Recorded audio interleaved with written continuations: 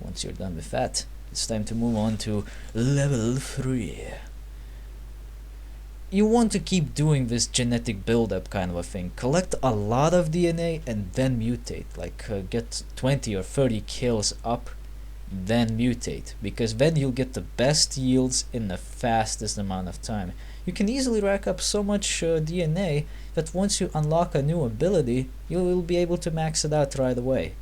It makes the game considerably easier, considering that the difficulty of this game is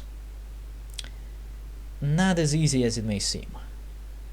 Personally, I haven't beaten the game yet, but that's mostly because I haven't really sit down to play it. That is about to change. An area has been revealed, showing only borderline infection. Indigenous creatures in this area are abundant and the regional ecosystem remains salvageable. Use the indigenous population to aid you in cleansing this region. Geodensity scans indicate a natural circular containment area. Locate this containment area and herd as many indigenous creatures as possible into it. The concentration of this raw material will attract the parasite life forms. You must then defend these indigenous creatures from any assault on this area. Follow this up by eliminating any remaining parasite life forms in the region. Herd indigenous creatures to the containment area, do things. Let's get to it then. Herd indigenous creatures to containment area. Well, that shouldn't be too difficult, right? Yeah, don't be fooled. This mission is not as easy as you think. It may sound pretty easy. Just herd some animals into a containment area and then kill some creatures that may or may not show up. Don't be fooled. The thing is, indigenous life forms are not very strong. They can get killed very easily. So what you want to do is make sure that they don't get fucking killed. And that can be difficult considering they're so squishy, pretty much anything can kill them. Also, you may notice that something that's not quite a plant is actually shooting us up. What is up with that? Well, we have encountered the spike guardians now. They actually contain a new ability which we will unlock now. Well, now as in very shortly. But you can probably tell what that ability is. We'll be able to shoot our own spikes. These guys are kind of like turtles actually, but they have these little shooters on their backs. Makes them quite dangerous actually, because they can attack you from just about any distance and can shave your health pretty damn fast. They're not very capable melee fighters, as you can see, pretty damn slow creatures. But as you can also see, they shaved poor Shinobi's health down to nearly nothing. Now I have to go on the lookout for some food. And quick. Speaking of food actually, collecting DNA samples gives you a little bit of health back. It's a good way to heal up in a pinch, but that's about it. It's only good for healing up in a pinch. Do not consider it as your actual method of healing up.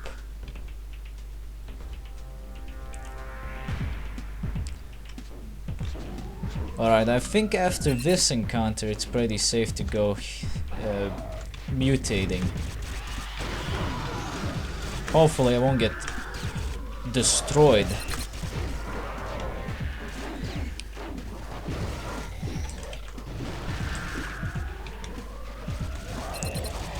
Whenever you encounter the spike guardians, I suggest killing them first, because they are dangerous. I mean, they don't even have to be close to you to hit you. That is dangerous. Oh, and also avoid these pot plants, because they spit bombs. You see, the manual suggests that the flora and fauna of the planet has decided to react to the parasite's invasion. Mostly flora from the looks of it, because it's actually developing some very nasty traits which may or may not help you. Most of the time it doesn't really help you. It's especially apparent with the spike shooter plants and the pot plants, which pretty much are mortars. Stationary mortars waiting to blow your ass up. Really, try not to get shot by those. It's like getting hit in the face with a bomb. You know, the thing that they're shooting. I think with higher jumping level you'll also be able to survive greater falls. But I'm not really willing to test that out. If you're interested and or maybe you even know the answer to that question, then go right ahead and share it with us in the comment section below. I guess this is just a passageway up here. Oh yeah, it is. It's to get up here if you wanted to attack the spike guardians, provided we didn't get down. They usually jump off a ledge. Let us mutate. And I can see that our mutations are already looking very fascinating.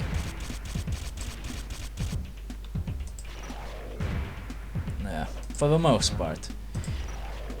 How much of a mutation someone gets depends on how much DNA they have collected. I want to get more of the speed for now. Because once you get the specific trait, you don't really have to worry about it too much. As long as you keep collecting surplus DNA, you're not going to degenerate it. It's kind of a bit of a detriment actually to the game's quality, I would say, because on one hand I would want it to be more accurate. I would want it to actually make me collect accurate DNA for accurate mutations. But at the same time, I can understand why they didn't do it in the first place. It would make the game much more difficult and hence not nearly as fun as it is right now. So I can't really complain, only nitpick. And we all know how nitpicking works. Nobody really cares except you.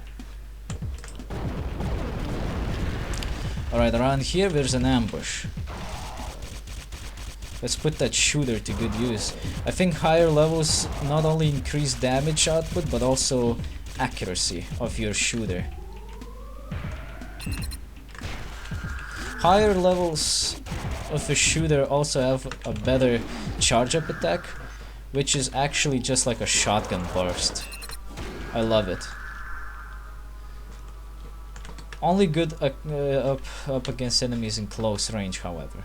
Don't even think about using it from a distance, it's just not gonna work. Sometimes you can notice on the PIP views of your comrades that sometimes they blink. In orange, no less. What does that mean? Well, that's not the only color we can blink in. We can also blink in red and green. Oh wait, shit! I'm not supposed to be killing them right now. Fuck. I hope that doesn't put any damage on us, because this is the herding area. But when the PIP view blinks... Oh shit, I killed my teammate. Fuck.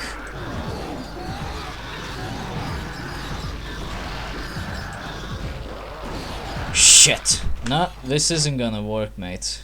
I fucked up. Fuck. Alright, after that little mess up, I decided to cut over here. But as I was saying, sometimes you can see the HUD of your comrades blinking in various colors, particularly 3 different ones. Green, red and orange. Green just indicates that they can process the order correctly, because you can actually order your guys around to do specific commands. I don't think I'll be doing that anytime soon, because I don't really feel that's necessary. But for instance, if it blinks orange, that means that your guy is stuck. He needs to think a bit before he can do his move. And I'm going to do some upgrades while talking. If he is blinking red, it means that he is in danger and he's actually getting hurt. He needs some help. So if you see your guy suddenly blinking red, better help him out. That usually happens if you're not in the vicinity, however. You only do that when you can't really see them blinking. Like, if you can't see them getting hurt.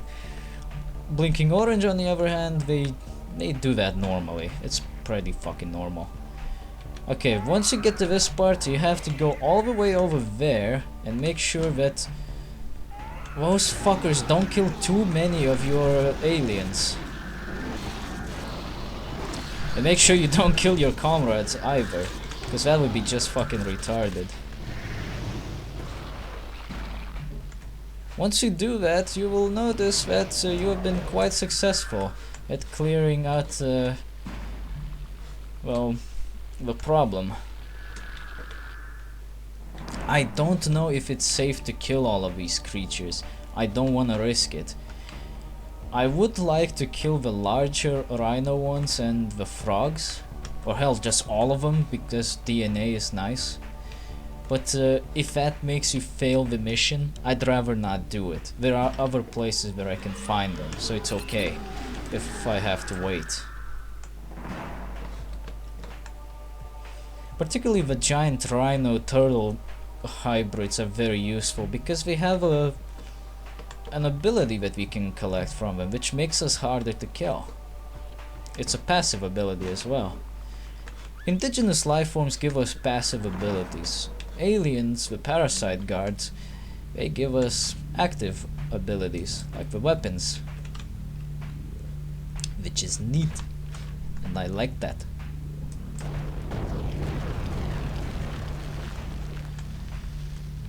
By now you probably have noticed that there's quite a few more slots for the possible weapons in the future. Yeah, we got all of those slots for a good reason. They do get filled out, and we got quite a selection of weapons. But I will say this right now, not all of the weapons are actually weapons. So keep that in mind. What the fuck is that guy doing there? Fucking Sanic. Get off the fucking ledge.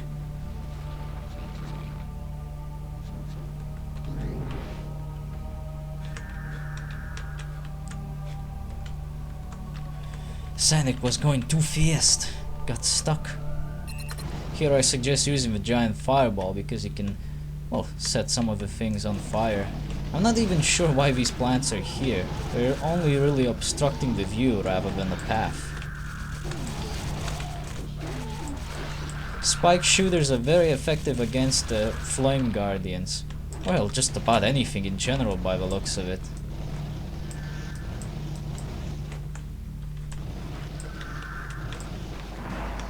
That should make a lot of sense really, because you're shooting spikes. It's like shooting a gun at somebody who's trying to kill you with a knife. You're kind of a winner anyway, unless the guy is some kind of a ninja expert, but that's rarely the case. Jump over this little chasm and you'll notice that we got some opposition. Shit, I always miss that. People say that the charge-up attack for the flamer is not very useful, and I can agree. It's a powerful shot, but you gotta aim it correctly, and most of the time aiming it is a pain in the dick. You're gonna have a bit of a hard time actually hitting something with that. Other abilities, however, like other weapons, they do have good charge-up attacks, which I do recommend using.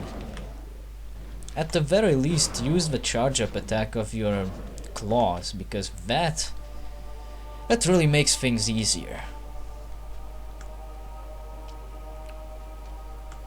Right, I think the only thing we have left to do now is just to clear out the area of any remaining aliens.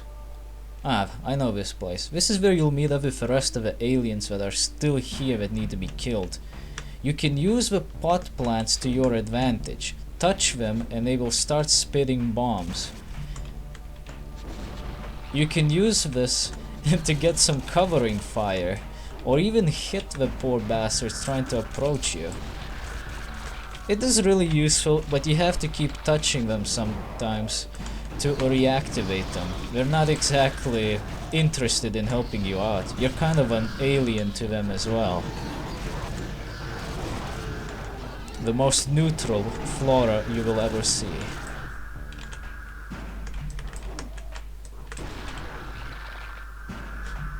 Was that it? Yes, it was. Let's see if we can get any more mutations. And yes, we can. We can max out this shit. Look at that, stats maxed out, and he's got some serious fangs on his back. What the fuck? He's got himself some serious aerodynamicness on that shit, if that's even a way of saying it. And we're gonna max out Sanic, and we're gonna max out Kuzano, and we're gonna max out Brainiac. Everyone's maxed out already, and it's only level 3. You see what I mean? Collecting the DNA and then upgrading when you have a huge stockpile is key to actually beating this game. Because if you're going to squander your DNA points, what the fuck are you doing? What the fuck are you doing, my good sir? But yeah, we killed off all of the aliens and only 14% of the indigenous. We also knocked Spike. There's only one little bit of land that's worth visiting on this continent. After that, we're actually gonna move to the next continent. Not entirely sure why, but or how for that matter, considering the ocean is actually dangerous. I'm not sure if a game actually explains what the ocean is made of, but it's not water, it's fluoric acid, and it's dangerous. You can actually find yourself on cases where you can jump into the ocean, but don't do that, you'll die. You will melt away. There's also gonna be some lava, but that's, we all know how it works. The movements of the Parasite's guardian creatures suggest intelligent control. Scans have revealed a large underground network of fissures and caves containing a strong biosignature located in the largest of the caves. This could either be a heavy concentration of parasite life forms in close proximity, or one large life form. The intelligent control may originate here. Don't be silly. Don't be silly. Don't be fucking silly. Let's get to work.